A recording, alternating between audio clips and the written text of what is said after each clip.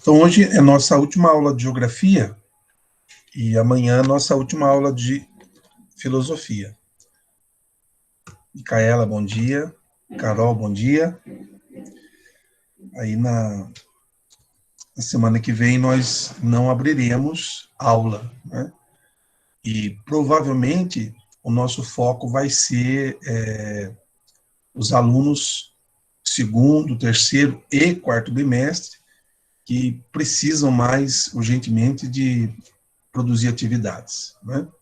A gente vai ter um grande, tá gravando, não tem problema falar isso, um grande cuidado, né, no sentido de fazer trabalho a toca de caixa, de dar nota a toca de caixa, porque foi um ano muito atípico e todo mundo teve, até agora, está tendo a oportunidade de correr atrás, de fazer o mínimo que seja para conseguir, né, no caso de vocês, ainda uma ascensão formalizada, né, com nota, etc., uma menção de que acenda, de fato, né, a aprovação. Então, eu acho que a escola vai, né, eu acredito, ontem não foi dito plenamente isso, mas segunda-feira, provavelmente, nós produziremos um roteiro de trabalho para com esses alunos. E vocês que estão com as coisas em dia? Eu acredito que daí seria já a finalização essa semana, né? Apesar de que eu estive olhando nas abas de atividades, e como a prorrogação vai até o dia hoje 25, 26, 27, né? Eu coloquei até o dia 27 para a recepção das atividades, então muitos ainda não entregaram. Então, eu acho que vamos fazer uma hierarquia, uma agenda aí.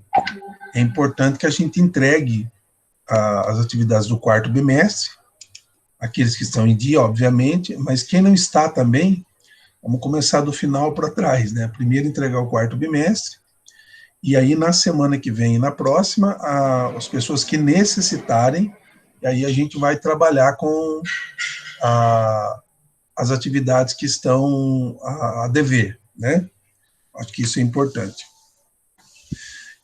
Temos uma atividade aí de geografia para ser feita e uma atividade de filosofia. Na verdade, são duas atividades e uma leitura. Eu acredito que não está pesado esse bimestre como ficou o bimestre passado. Inclusive, com a ajuda de vocês, eu pude dar uma revisão na própria prática, né? Vale a lembrança também da avaliação 360, acho que ela foi prorrogada, acho que hoje é o último dia, para quem não fez ainda. Eu sei que ela está com estabilidade, por exemplo, eu já estou há 6 anos na PEI, né, e outra PEI, eu estava em outra PEI, e eu sempre avaliava todo mundo, todo professor, todo gestor, todo mundo, e depois me avaliava. Agora só tem a minha autoavaliação e com 3 perguntas e com caracteres muito diminuído. E eu acho que vai ser assim para vocês também. E pelo que eu entendi que o Rodolfo falou, vocês vão avaliar apenas 1 ou 2 professores, né? Não sei se alguém já fez e se foi isso mesmo, né?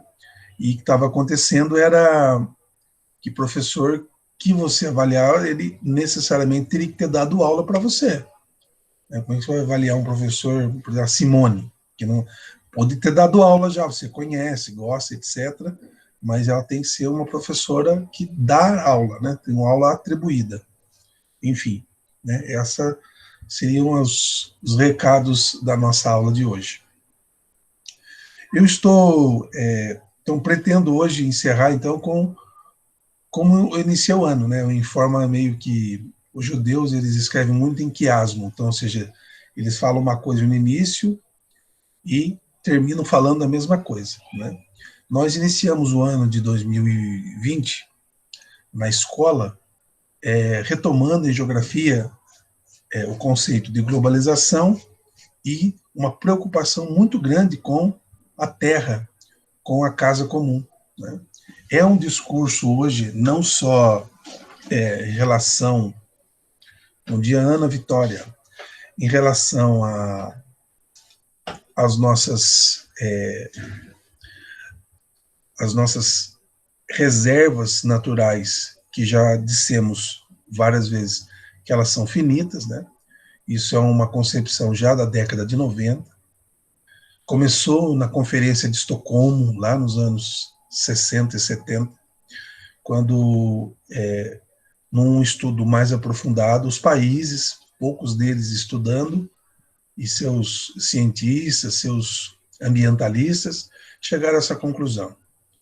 E hoje, no século XXI, nós temos aí um conceito, né, que é do desenvolvimento sustentável, e que a gente precisa saber o que de fato é esse desenvolvimento sustentável, o que não é.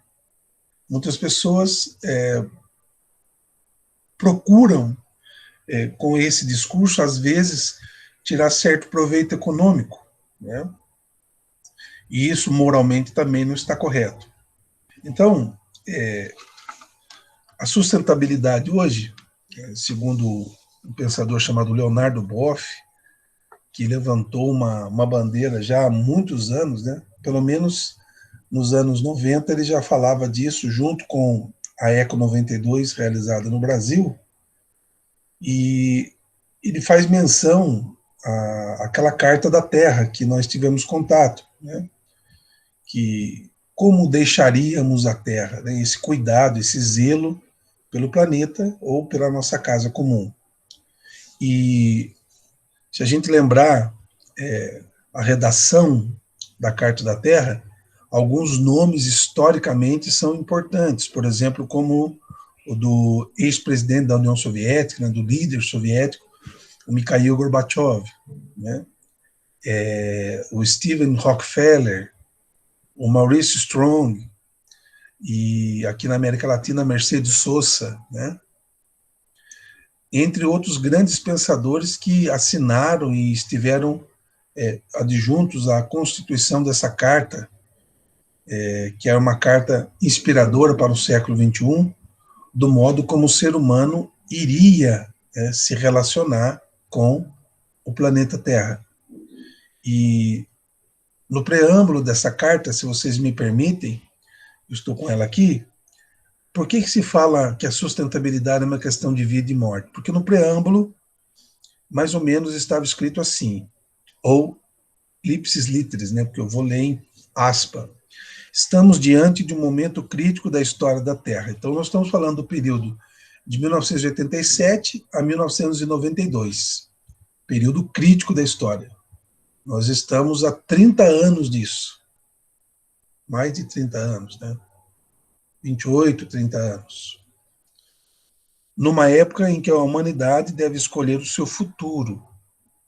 A escolha é nossa e deve ser ou formar, olha só, ou formar uma aliança global para cuidar da Terra e cuidar uns dos outros, ou arriscar a nossa destruição e a destruição da diversidade da vida. Então, a gente costuma chamar isso, em lógica, de disjuntivo. Ou, né?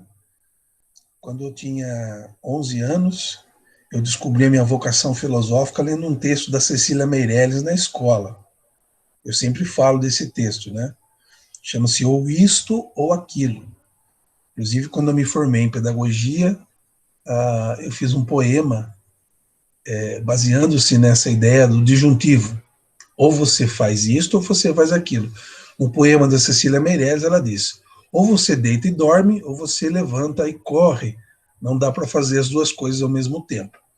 Então, é esse espírito disjuntivo que está no início da Carta da Terra, né? Nós temos que fazer uma escolha. Então, essas escolhas, elas são baseadas na ética humanitária, na ética da responsabilidade, na moral e costumes dos países. E é um dever. Porque se nós não fizermos essa escolha... Tudo bem, Cris? Bom dia. Bom dia, senhor. Se nós não fizermos essa escolha,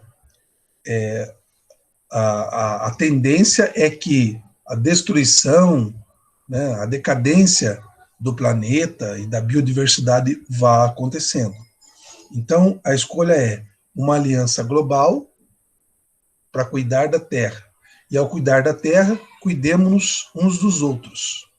Ou arriscar a destruição, né? Porque já que os insumos naturais, o último tema que nós estudamos, as coisas disponíveis da natureza são finitas, nós estamos...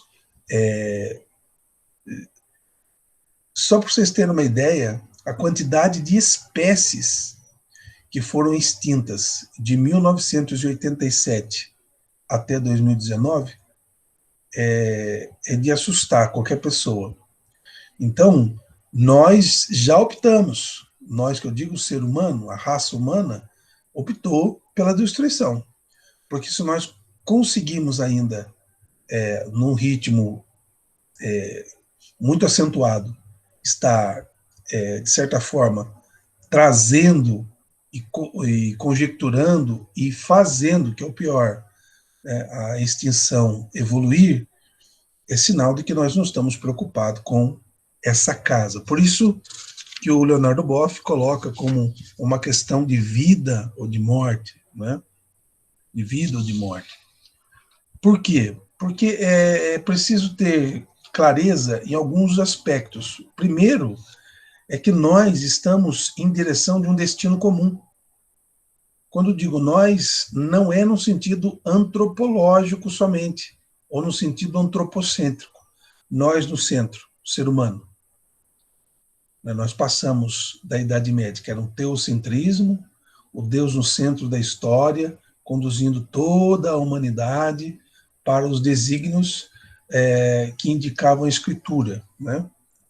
Hoje de manhã eu já participei de uma atividade religiosa pela TV e havia uma primeira leitura ali interessante, uma leitura de um livro apocalíptico, né? E geralmente as pessoas compreendem, entendem, dentro do cristianismo, por exemplo, de maneira muito diversificada, o livro do Apocalipse, né, que é escrito ali por volta do ano 100 depois de Cristo. E eu achei interessante o texto, porque o texto fala que, o texto descreve que o João, né, aquele que vê a revelação, porque Apocalipse significa revelação, ele vê um sinal. O sinal é que haviam várias pessoas em pé sobre o mar, tocando harpa, e haviam anjos e taças, e esses anjos e taças não faziam mal a essas pessoas cantavam um canto de vitória, porque a besta, a sua sombra e o número que ela representa, que é o famoso 666, tinham sido vencidos, né? Então, se você for aprofundar um pouco nesse sentido, esse número corresponde ao nome romano de Imperador Nero, e junto dele mais 7 imperadores, que vai de Nero a Vespasiano, que matou ou mataram milhares de cristãos. E a besta, né, como um sinal histórico, é o próprio império, que é representado, por exemplo, no capítulo 12, através do dragão, que era o símbolo do Império Romano, que queria devorar, né, não só a mulher, mas o filho que nascia da mulher, que é o Filho de Deus, né? Mas, tirando essa teologia toda do texto, é um texto que vislumbra uma humanidade nova, que vai vencer o mal, vai vencer as instituições que geram morte. E eu acho que o destino comum da humanidade, como falávamos há poucos minutos, é exatamente isso. Quer dizer, o que nós estamos gerando? Né? Qual é do que a nossa sociedade está grávida? Se no tempo do teocentrismo a escritura era um gerador de consenso, no tempo do antropocentrismo a gente achava que era a cereja do bolo. Agora, com o destino comum, a gente pode falar e deve falar de biocentrismo. Bios, né, a vida no centro. Que vida? A vida humana? Também. Mas a vida animal, a vida vegetal, qualquer forma de vida, uni ou pluricelular, elas devem ser cuidadas, zeladas, Por isso que o destino comum ele é importante. Contemplar a Terra, contemplar esta entidade viva que é o planeta Terra e todas as suas formas de vida, essa é a nossa responsabilidade. Então, Leonardo Boff indica isso como um verdadeiro ensino da sustentabilidade, né? E é possível, na verdade, um novo começo. Então, eu disse há pouco tempo, quantas espécies elevamos à extinção de 1987 até 2019, ou até 2020. É que esse ano está difícil fazer pesquisa, né, por conta da pandemia. Mas até ano passado.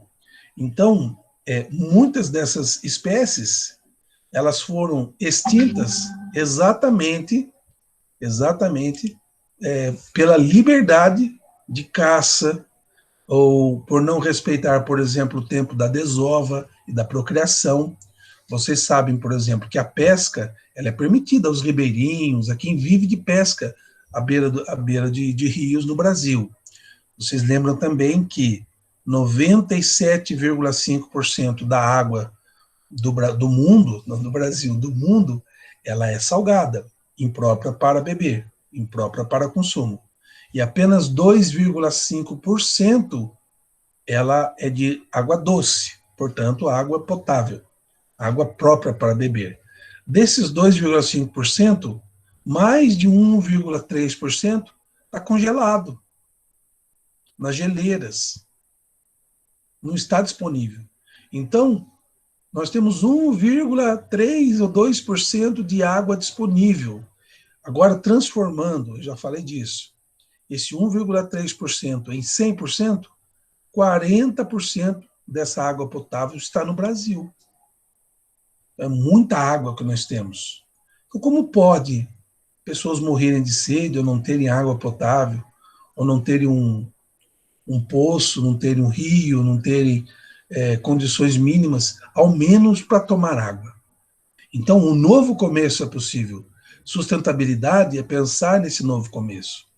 É claro que nós dependemos de toda uma lógica política e que a gente não consegue confiar, né? Ontem, infelizmente, o ministro da Saúde não quis dar reportagem, mas no galpão, né, num dos galpões do aeroporto internacional, o Brasil ontem, se eu não estou enganado, eu acabei publicando ontem à noite, nós chegamos a 6 milhões, só um minutinho, eu já falo exatamente para vocês.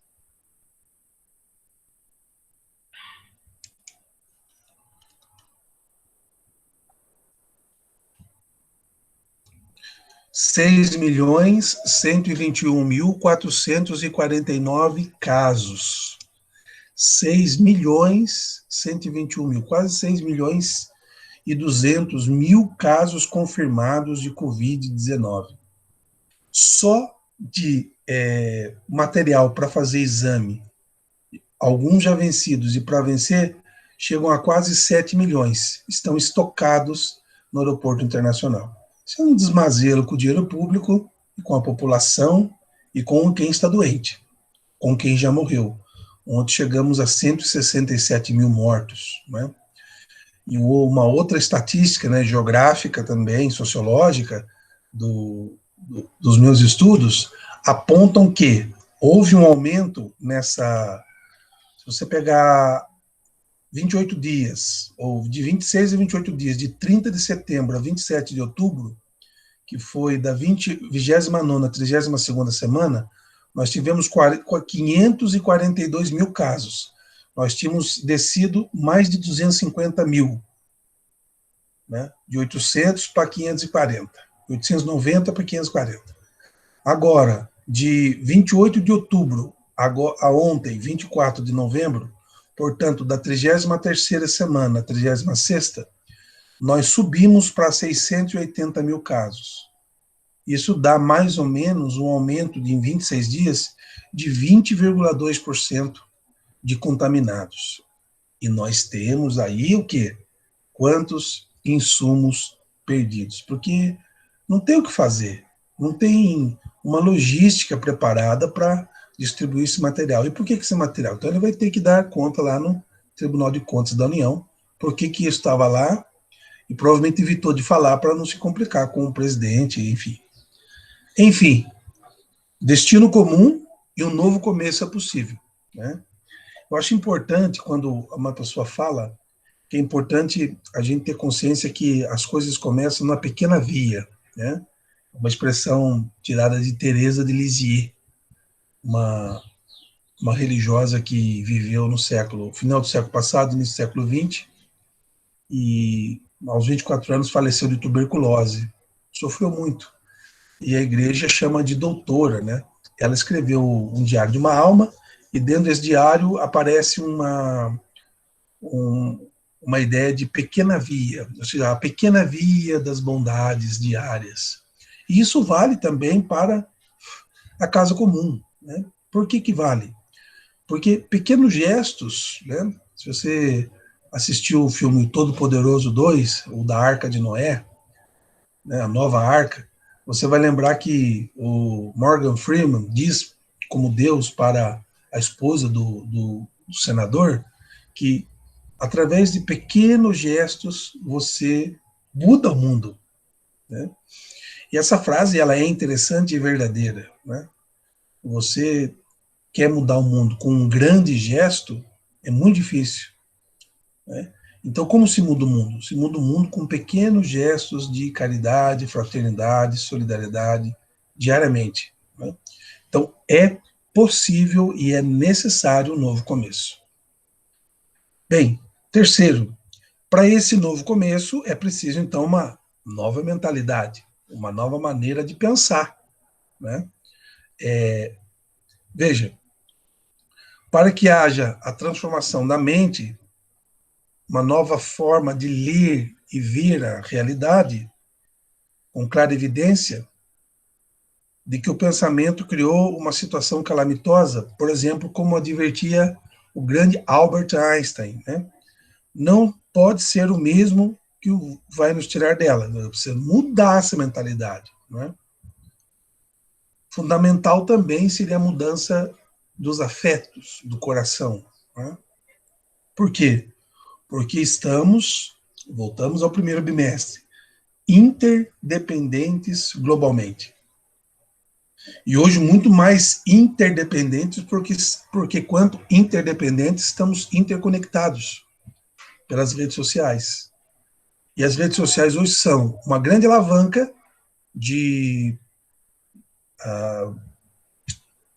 fazer valer valores, reclamações sobre injustiças, né? Também tem as fake news, mas eu acredito que o lado de benefício da internet é muito maior do que o lado obscuro, que ela, né, não só da deep web, mas também da própria rede válida, onde se trabalha com irrealidades, né? Devemos, além dessa responsabilidade mental, mudança de mentalidade, esse afeto para com o outro, para com as coisas criadas, também uma responsabilidade universal, valorizando, por assim dizer, a imaginação, né? Olha só, o Albert Einstein observava que quando a ciência não encontra mais caminhos, é a imaginação que entra em ação e sugere pistas inusitadas. Bom dia, Pedro, tudo bem?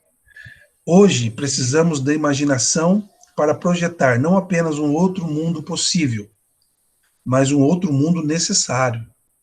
Quer dizer, hoje não dá mais para pensar que a gente precisa criar um outro mundo. É preciso ver a urgência desse mundo, a necessidade desse mundo nas relações, desse mundo nas ações humanas que não respeitam, como dizia há pouco tempo, a desova, o tempo da pesca, estava falando disso. Então, as pessoas que têm uma sapiência agricultural sem faculdade, elas sabem quando o peixe está procriando e não se deve pescar. Porque se você pescar os peixes que estão em desova, em procriação, você vai comprometer toda uma geração da espécie. Você pode acabar com a espécie. E é isso que nós temos feito, né? Como na África se faz caça, nos grandes mares da Ásia, do Pacífico, caça a animais de grande porte, baleias e outros peixes que eu não sei nominar aqui. Então, né? E tem uma música, eu gosto bastante, do Roberto Carlos, de 1980. O refrão diz assim: seus netos vão te perguntar em poucos anos pelas baleias que nadavam no oceano, que eles viram em velhos livros e nos livros e nos arquivos de televisão. O gosto amargo do silêncio em tua boca vai te levar ao mar e à fúria louca, né? Por quê? Porque as crianças vão ver daqui a muitos anos, não só nos filmes e nos arquivos, nos VHS, que o Roberto nem imaginava da internet, mas ele imaginava que aquela mancha vermelha da morte das baleias iria um dia cobrar. Já está cobrando há muito tempo, né? Nos anos 80, a Ásia era uma captação. Hoje existem leis, mas é muito complexa o respeito e a fiscalização dessas leis. E, por fim, o grande propósito, né, vai dizer o Leonardo Boff, é um modo de vida sustentável, né? Uma política de sustentabilidade. Então, o que é sustentabilidade? É o modo de ser e de viver que exige alinhar as nossas práticas humanas às potências limitadas de cada bioma e às necessidades presentes das futuras gerações. Isso é a sustentabilidade. Ou seja, se a gente alinha as nossas necessidades com as potências limitadas de cada bioma, relevo, planície, dos recursos naturais da água, da fauna, da flora, até mesmo da necessidade do abate animal, né? Existe agora aí um grande discurso, eu não sei quem de vocês é vegetariano, ou tem o vegetariano, tem o mais radical, né? Que também não... O vegetariano ainda... ele é menos radical que a pessoa vegano. Obrigado, Cris. Isso mesmo. Então, o vegano é mais radical. É muito válido o discurso, né? Muito válido, porque o processo de abate, etc., dentro de uma lógica que a vida importa, e não só a nossa vida, mas todo o modelo de vida, a luta do vegetariano, do vegano, ela é válida, porque toda luta é válida. Só que, mesmo para os carnívoros, vamos dizer assim, existe um certo conteúdo legal para o abate, para o modo de produzir, e é isso que muitas vezes não se é respeitado, né? Como a gente tratou na filosofia, que vocês estão em formação de uma concepção sobre o que é e quando, como se faz, se pode, se não pode, o aborto dentro da lei e na concepção de cada um. Nós estamos em formação. Quando a gente falou disso, é óbvio, né, que todas essas preocupações dentro de uma noção de sustentabilidade vai decorrer, obviamente, dessa mentalidade nova, dessa criatividade, desse comprometimento com o outro, desse comprometimento com os biomas, com todos os insumos naturais, no nível local, no nível regional, no nível nacional e no nível global. Não adianta fazer uma propaganda global se do lado de casa as coisas não são respeitadas. Também não adianta só respeitar do lado de casa se a TV mostra que no âmbito global está o escangalho. Então, essa coerência entre o micro e o macro cenário é, de todo modo, importante, né? Bem, A sustentabilidade, ela interfere diretamente no cenário econômico. No cenário econômico. Na produtividade, né? na captação de capital. Né? O Leonardo Boff diz que o mercado livre se transformou na realidade central.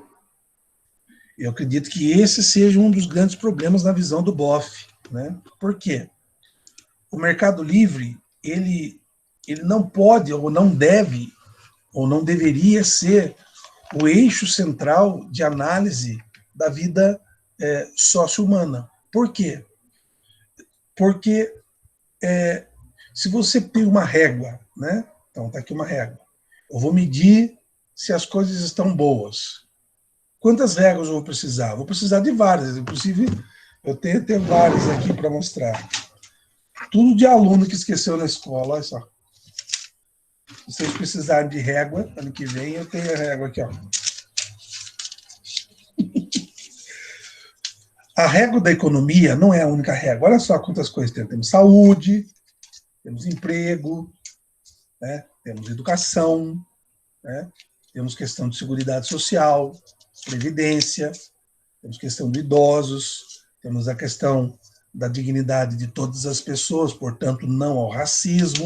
Olha quanta coisa existe para a gente poder alicerçar a base social. Não, mas os países, sobretudo de tradição capitalista, que é mais de 90% da população mundial, eles medem a sociedade com a régua da economia. Tá bom a economia? Tá bom a economia. Então tá tudo bem. Isso, inclusive, afetou diretamente. Vocês perceberam isso na pandemia. Entre a saúde e a economia, o que vale mais? É claro que as duas coisas são importantes. E não só as duas coisas, como também a educação, como também a moradia. Não adianta você ter saúde e você ter um emprego, você não tem onde morar, você paga aluguel, mas o seu aluguel não deixa você comer. Então você tem dinheiro para comer, paga aluguel, mas não tem dinheiro para vestir. Então vocês estão entendendo que as necessidades humanas básicas, elas se intrínsecam, elas se intruncam, não intrínseca, intrínseca internamente, elas se intruncam, elas se encaixam. E por isso, obviamente, que o mercado e o capital tornar-se o centro da sociedade foi esse equívoco, mas ele não foi um equívoco impensado, foi um equívoco desejado. Né? Para vocês terem uma ideia, né? O livro do Boff que eu estou em mãos, ele é de 2012, não está tão desatualizado, certo? Olha só, uma especulação. Os 20% mais ricos consomem, olha só, os 20% mais ricos do mundo, dos 7 bilhões, 20% dessa galera consome 82,4% das riquezas da Terra. Enquanto que os 20% mais pobres dos 7 bilhões têm que se contentar com 1,6% apenas. Olha só, as 3 pessoas mais ricas do mundo possuem ativos superiores a toda a riqueza de 48 países. Ou seja, os 3 mais ricos do mundo são equivalentes a 600 milhões de pessoas. 257 pessoas sozinhas acumulam mais riquezas do que 2,8 bilhões de pessoas no mundo, o que equivale a quase meia humanidade, 45%. Hoje, 2012, né? 1% dos estadunidenses ganham o correspondente à renda de 99% da população. Esses dados são fornecidos pelo crítico social, ainda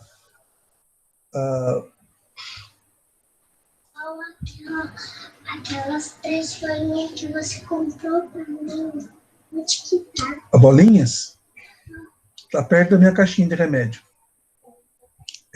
As 3? As três estão lá. Essa teoria, ela é do... Então, espero que eu já vou. Falta 10 minutos que eu já vou lá. Desculpa a interrupção. Essa teoria é do Noam Chomsky. Se você pesquisar aí, depois dar uma googada aí, um Google, vocês vão ver quem é Noam Chomsky, né? Bem, isso gera, essa desigualdade, ela gera, obviamente, um desmazelo em relação a essa concentração de ideia para criar sustentabilidade. Vocês vão concordar comigo, né? Por quê? Porque se 20% dos mais ricos se ocupam de mais de 84% dos bens de consumo, os outros 80%, inclusive os 20% mais pobres, estão a serviço deles. E o que eles desejam é um imperativo. Quero isto, quero aquilo. Portanto, ficou meio difícil aí na última semana a frase dita, né, entre o G20 de que o Brasil sabia ou sabe de países que hipocritamente estão criticando a queimada da Amazônia, mas por baixo dos panos compram madeira ilegal da Amazônia. Se o Brasil, se o governo sabe disso, ou hoje, ou no passado, isso é crime ambiental internacional. Ou, como diz o Kant no texto que vocês estão lendo, fere o cerne da paz perpétua, que são as boas relações entre as nações. Portanto,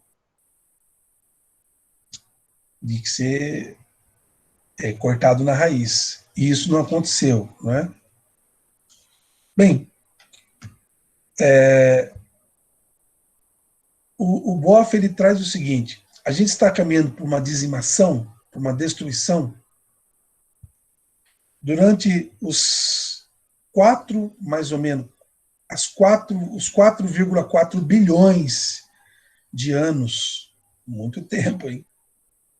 Quando o professor Ayrton nasceu, estou brincando, durante os 4,4 bilhões de anos da Terra, quantas dizimações a Terra já sofreu? 15. Agora, dessas 15, quanto foram catástrofes naturais e quantas foram catástrofes criadas pelos que conviviam no meio ambiente? Essa é uma pergunta que se tem que se fazer, né? A última grande catástrofe, aconteceu há cerca de 65 milhões de anos. Pouco tempo, né? O professor Pedro Ivo estava se formando em biologia. Caiu em Yucatán, olha só, aqui em cima, hein? No sul do México, um meteoro de 9,5 quilômetros. Não sei se vocês viram, acho que foi em Araraquara ou em Bauru. Foi no sul do país, um meteoro de 1 quilômetro, mas quando ele ainda entrou na atmosfera específica, ele se desintegrou. E as migalhas dele não causou nenhum mal para ninguém em nenhum local. Mas esse meteoro aqui tinha 9,5 quilômetros. É grande, hein? De diâmetro. Bem, seria...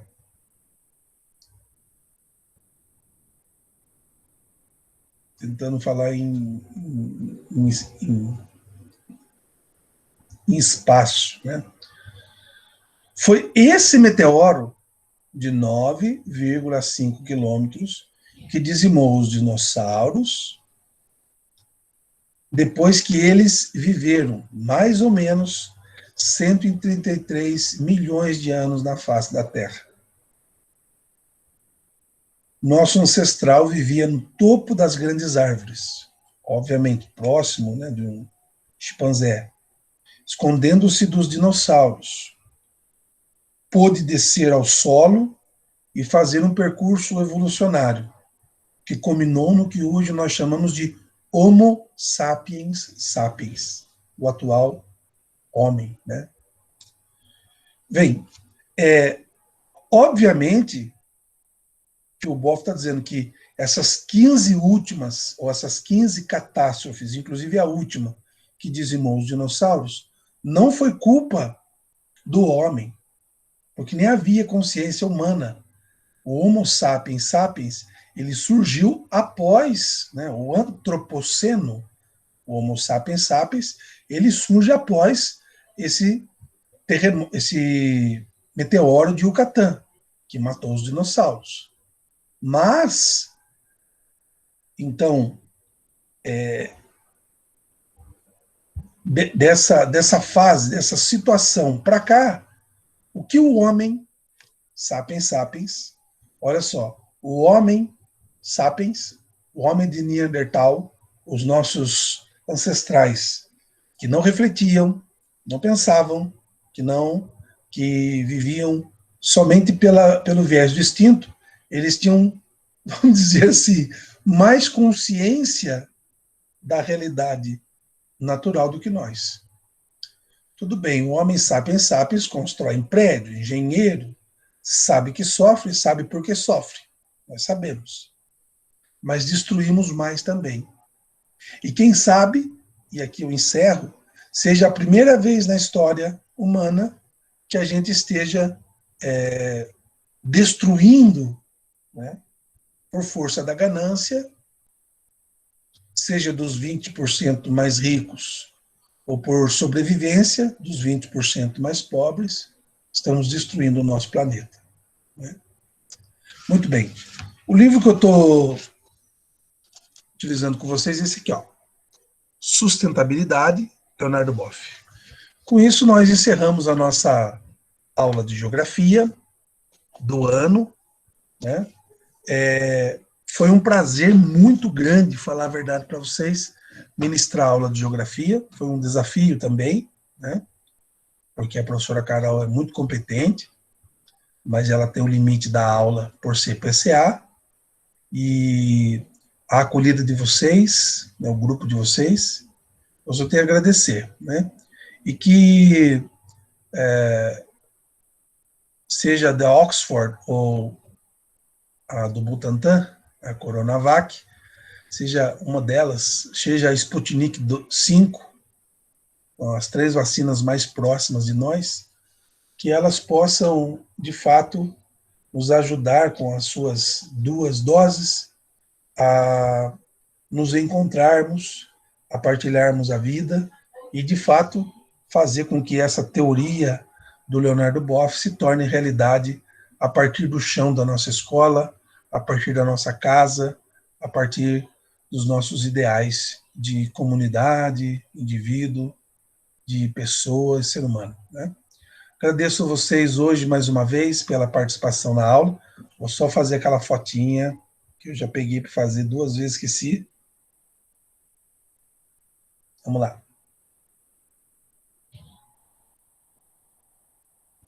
Tem alguma coisa aqui errada aqui. Agora deu.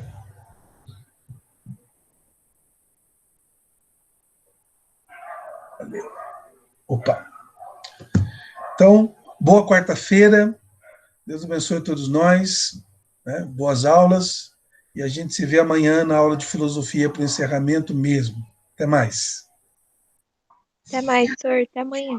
Tchau, senhor. Até mais. Valeu. Obrigado. Até mais. Tchau. Tchau, pessoal. Obrigado, nada. Até mais. Obrigado vocês.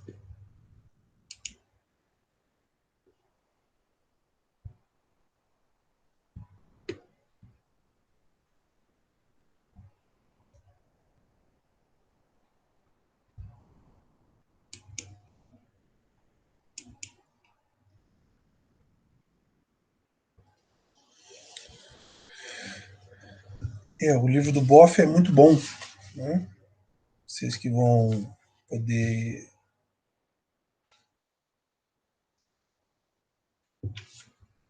assistir posteriormente, né? na página 26, né, diante de toda essa discussão de conspiração, ele tem um texto chamado O Aquecimento Global e o Risco do Fim da Espécie, né? Ele fala do nosso estudo sobre o protocolo de Kyoto, né, ao redor do qual se reuniram os chefes de Estado e governo da Terra, previa redução de 5,2% dos gases. Dentre os países mais poluidores, Estados Unidos e China também estão no foco hoje da pandemia. Engraçado, né? E o aquecimento global esconde eventos extremos, né? Só para encerrar. Por um lado, arrasadores enchentes e, por outro, tórridas secas. A erupção de tufões devastadores e a fome de outros milhões. A destruição de safras provocando a imigração de populações inteiras e a alta dos preços dos alimentos, commodities, a disputa por espaços e por recursos de guerras tribais, né? Então, encerro com o famoso prólogo do Assim Falou Zaratustra, do Nietzsche. Exorto-vos, ó meus irmãos, permanecei fiéis à terra. Não menos importante é a palavra da revelação do livro da sabedoria, que nos consola. Senhor, tu amas todos os seres, a todos poupas porque te pertence e porque tu és soberano e amante da vida. Fiéis à terra e ao autor da vida. Só assim a sustentabilidade será possível. Abraço.